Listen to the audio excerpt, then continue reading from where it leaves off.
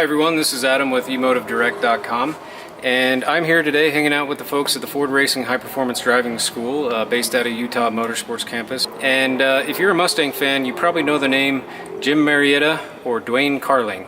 And you probably know that name because they are the gentlemen who originally sketched plans for an independent rear suspension Shelby GT350. The car never made it into production, but they actually have produced one of those cars the way they wanted to make it back 50 years ago. That car happens to be here right now, and I had a chance to meet Jim and Duane. This thing is one of a kind. Take a look at this.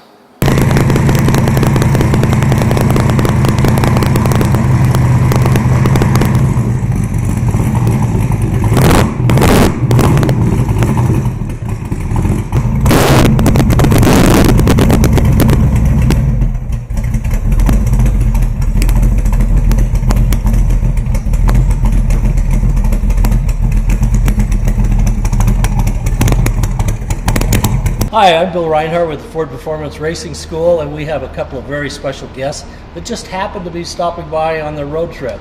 Jim Marietta and Duane Carling. They're involved with a very, very special project. This is a 1965 K car, GT350R with independent rear suspension. It's the only car in existence. It's a project that Jim and a bunch of guys got together with Peter Brock and decided they were going to put the old plans from 50 years ago together, and so I just want to introduce these two gentlemen and turn them over to you, Adam. Awesome. We started this project about 18 months ago, and it was at Peter Brock's garage, and we got together with Ted Sutton and myself, and we're three of the original guys that built the very first 002 in Venice, California, hence the name Original Venice Crew. And so we wanted to do it as closely as we could to the original that we did. And so we started with a K code, took it all apart, put it back together like we did 50 years ago. The only deviation from that is the fact that Peter had some things on his drawing board that he didn't get done that he wanted to incorporate in this particular model. The reason he didn't get it done is because they sent him to Europe to be with the Daytona Coupes. And so some of these things were laying on his drawing board that never got completed. The other thing that we did is that we upgraded it for safety. So the tank has a bladder and foam, and we put the electrical shutoff switch in it. And we put a little bit heavier duty front spindles in. Other than that, it's has disc brakes in the front. This particular car happens to have independent rear suspension that was in development in 64 and 65.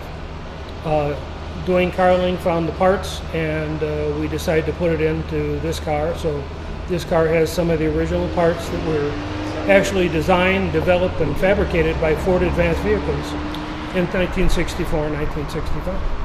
I'm Duane Carling. About 20 years ago, I was interviewing Lou Spencer, who works for Shelby, used to.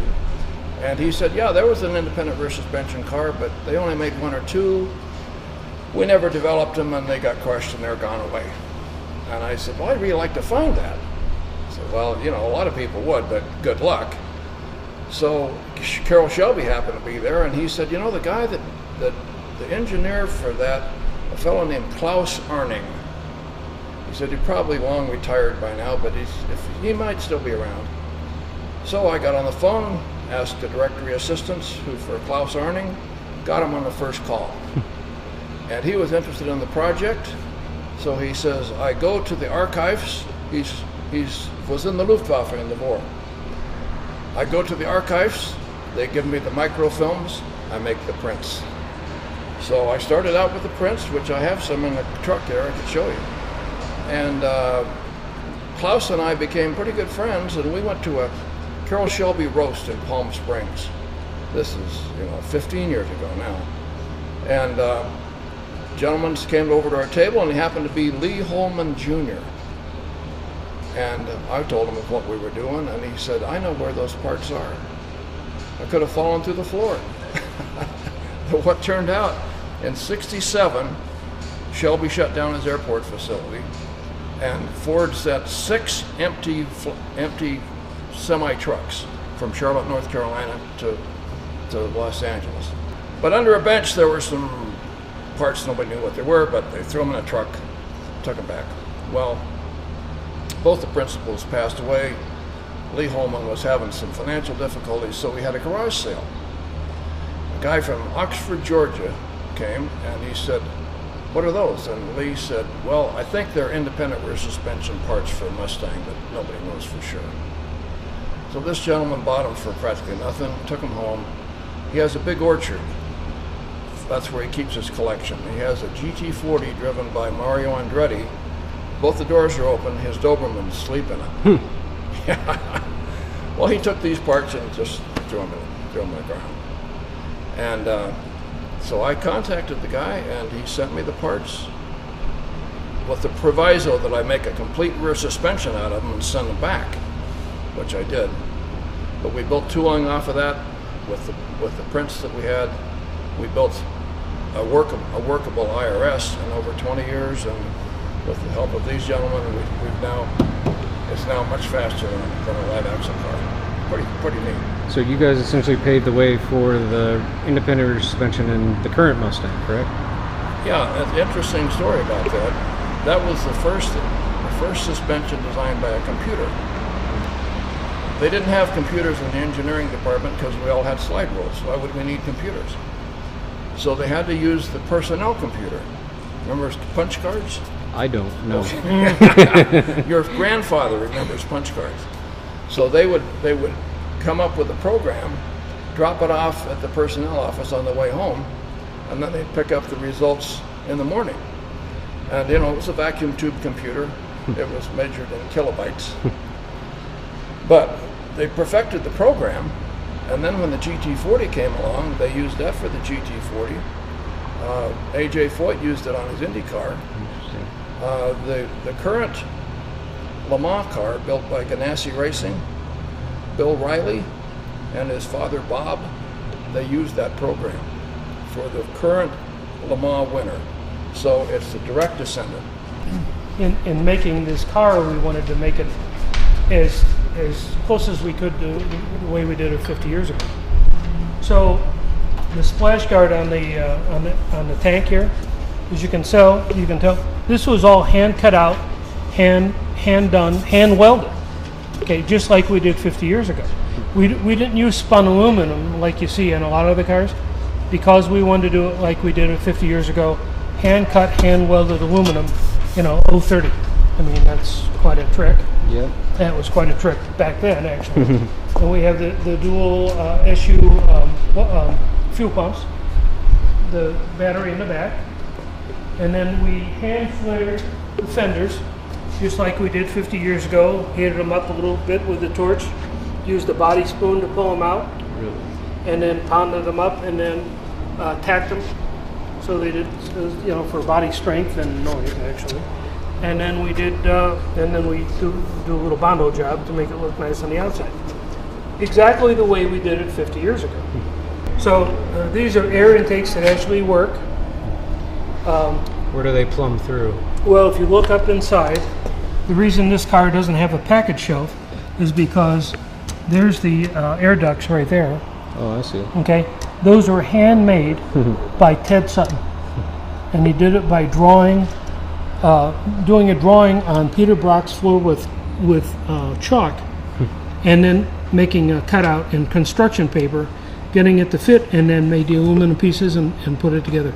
Now that's what we did 50 years ago, and that's what I wanted to demonstrate. If I put the package tray in, which most of the cars have, or almost all the cars have, you wouldn't be able to see his handiwork. So I left the package tray out specifically to show off the handiwork that goes into these cars that some people don't see. Yep. The GT350Rs that we made had the window come up, and then there was a definite turn to go under the roof. This one is just like, it's like a beautiful French curve. Okay, well that's the way Peter designs it. Yeah. Does the IRS change the weight at all in the car?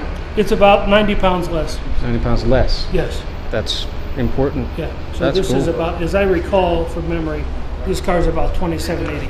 And what are like the main components made out of? Is there any Steel. So it's still. The The third member, the pumpkin, is a Jaguar pumpkin because that's what we used 50 years ago. And then the other A-arms and other pieces are all steel, heavy duty steel. Both of the cars that we built have Carroll Shelby engine, so I want to keep it as real as possible. So all of our power plants are from the Carroll Shelby Engine Company, which is the build and best the operation up in Windsor, California. So the reason that all these hoses are on there is it's so that we can get on the track, because a lot of the tracks now require that. So we have the oil accumulation, water accumulation systems. On our cars we didn't have that, but now to get on the track we do. You have to put that on. So that's an addition that we had to make.